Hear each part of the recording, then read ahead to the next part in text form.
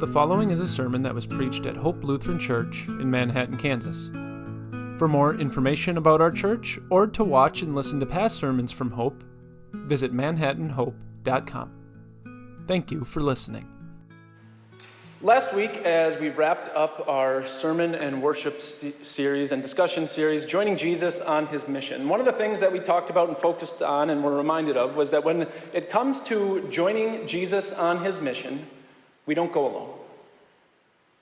Jesus Himself goes with us as we seek to share the good news of what He's done with other people. Jesus goes with us out into the world as we share with people what Christ has already done for them. And then we also were reminded and talked about how Jesus doesn't just ask us to go out on a solo mission by ourselves. He also gives us other Christians, people who go along with us, a community of believers to strengthen and encourage one another as we go out into the world. And it was that part of the discussion that really drove our discussion time, that idea that we go with each other. That's what drove our discussion time. As we thought about how we're not just doing this alone, we're going with each other. And that's true here locally. And yet, it's not only true here locally when it comes to sharing the good news of Christ with other people. And that's because Hope Lutheran Church, our church, is a part of what's called the Wisconsin Evangelical Lutheran Synod, WELS. And being a part of the Wisconsin Evangelical Lutheran Synod, being a part of WELS means that we go with other Christians, other churches, not just here in Manhattan, but throughout Kansas, throughout the country, and really throughout the world. Here at Hope, we are part of the Wisconsin Evangelical Lutheran Synod. And that word synod, it really just means that we're walking together on the same route. We're going together with the goal of sharing Christ with people who are around us. The thing is, I think sometimes people get the idea of a synod or a denomination and they think of it as kind of an old school term. They think that this is something that holds a church back, that this is kind of limiting in some way. And yet, the church body that we're a part of, the Wisconsin Evangelical Lutheran Synod, has had its focus as sharing Christ for 175 years. Think about that. Since before the Civil War, since 1850, our national church body has been training and equipping and encouraging pastors and teachers and lay people as they go out into the world and are assured of Christ for them, and Lord willing, share Christ with other people. And so for the next 3 weeks, we're just going to have a chance to think about 3 things that are really central to our church body. And really, over the next 3 weeks, we're not going to talk that much about our church body. Sure, we might have some examples and some discussion that comes from being a part of a national church body. That's actually going to be part of our discussion today. But really, what's going to be at the focus of everything that we do? What's going to be the focus of our sermons and our time together? It's going to be what's at the center of our church body. Christ and His gospel. Because really that's what's at the center of our church body. That's what it means to be evangelical. When we say that we are part of the Wisconsin Evangelical Lutheran Synod, it means we are gospel proclaiming.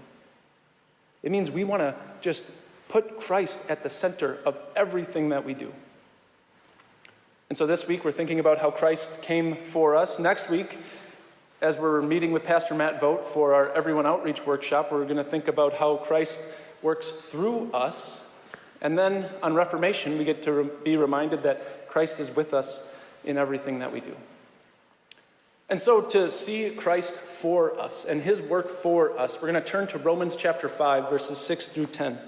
It's up for you on the screen. It's also printed for you on page 3 in your service folder. There the Apostle Paul writes, "You see, at just the right time, when we were still powerless, Christ died for the ungodly. Very rarely will anyone die for a righteous person, though for a good person someone might possibly dare to die. But God demonstrates his own love for us in this: while we were still sinners, Christ died for us. Since we have now been justified by his blood, how much more shall we be saved from God's wrath through him? For if while we were God's enemies, we were reconciled to him through the death of his Son, how much more, having been reconciled, shall we be saved through his life? We're going to unpack what Paul is talking about there, but Paul just puts it all out there, doesn't he? He shows us Christ for us in these verses. But first, it can be really helpful to know why Christ had to come for us to begin with. Because Paul, he uses some pretty strong words here, right? How did he put it? He says that we were powerless. He says that we were ungodly. He says that we were sinners. To put it another way, Paul is saying that we bring nothing to the table when it comes, spiritually speaking, to our relationship with God. He's saying we come into this world as enemies, opposed to God. And we can't do anything about it on our own. But we tell ourselves that's not really the case. We tell ourselves that there's got to be something that I need to do to make this whole thing right with God. So what do? We get to work. We think of all of this as just trying a little bit better every single day. If I can just try a little bit better, get a little bit better, that's what God cares about. He just wants to see me climbing the ladder, getting higher up on the rungs, and that's what I need to do. Maybe that's what we do. Or maybe we take a different approach. We think of life like some scales, and we have good things on the one hand, we have bad things on the other hand, and what God really cares about is that I have more good than bad, and then I'll save myself. I'll get right with God.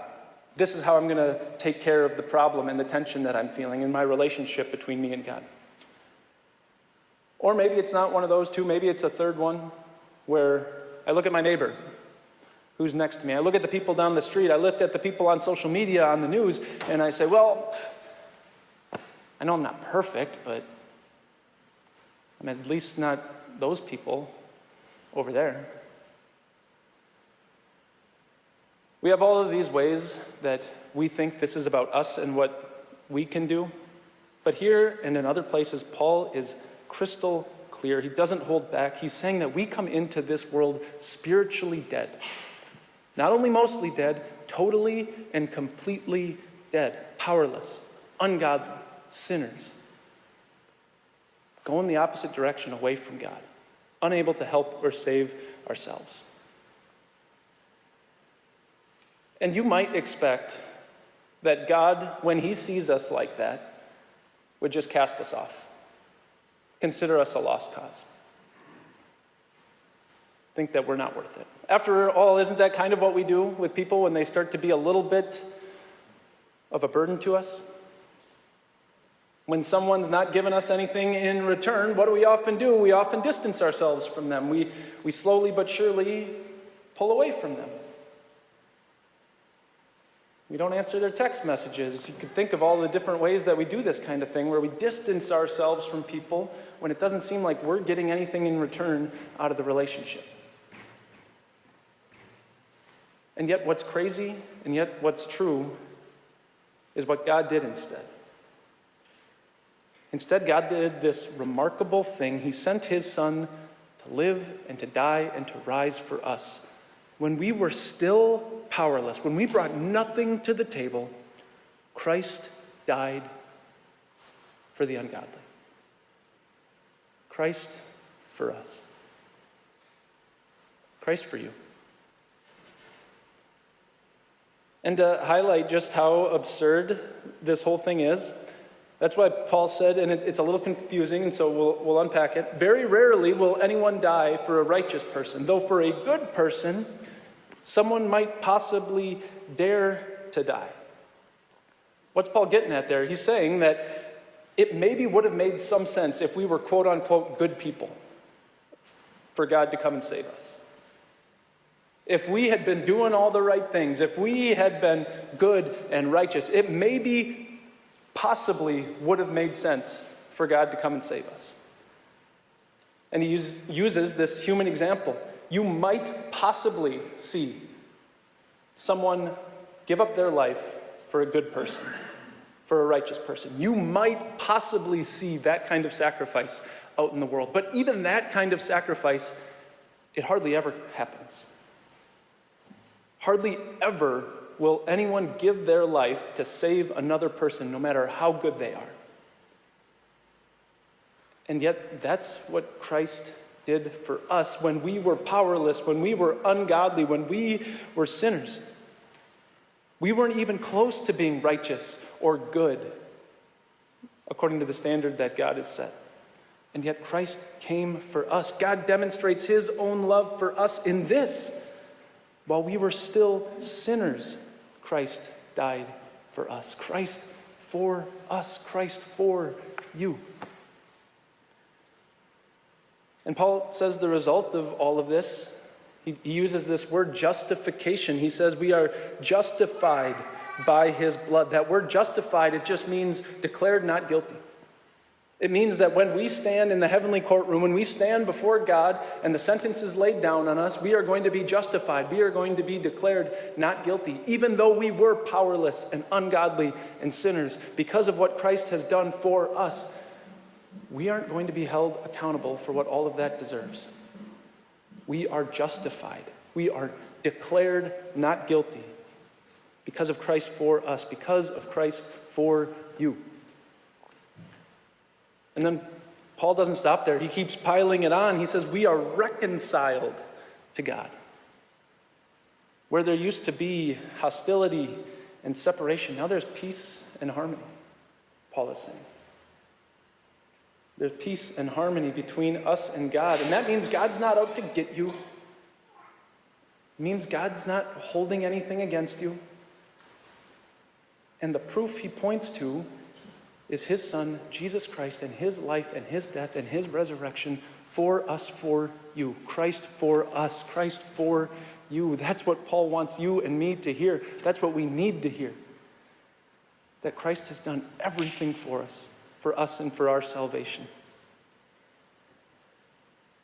You know, it's a pretty rare thing and a blessing from the Lord that any church body teaches the gospel at all. Especially not for 175 years. And I don't say that to say that our church body has always done that perfectly. But by and large, our church body has kept the main thing. And that's so difficult to do because there are so many other things to focus on. But by and large, over the course of 175 years, what has our church been about? Our church body been about? Christ for us. Christ for you.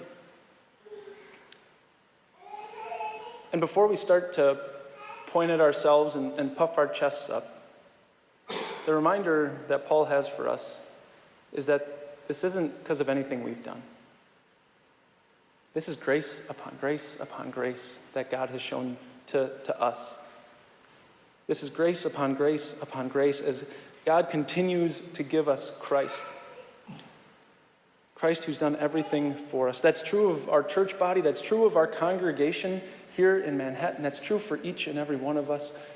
God has done everything for you through his Son, through Christ, who came for you, for us. So thank God for the blessing it is to be a part of a church body that keeps Christ at the center. And thank God that he sent his Son into this world while we were powerless, ungodly sinners. And he sent his Son, he sent Christ for us right here at Hope Lutheran Church in Manhattan, Kansas. Amen.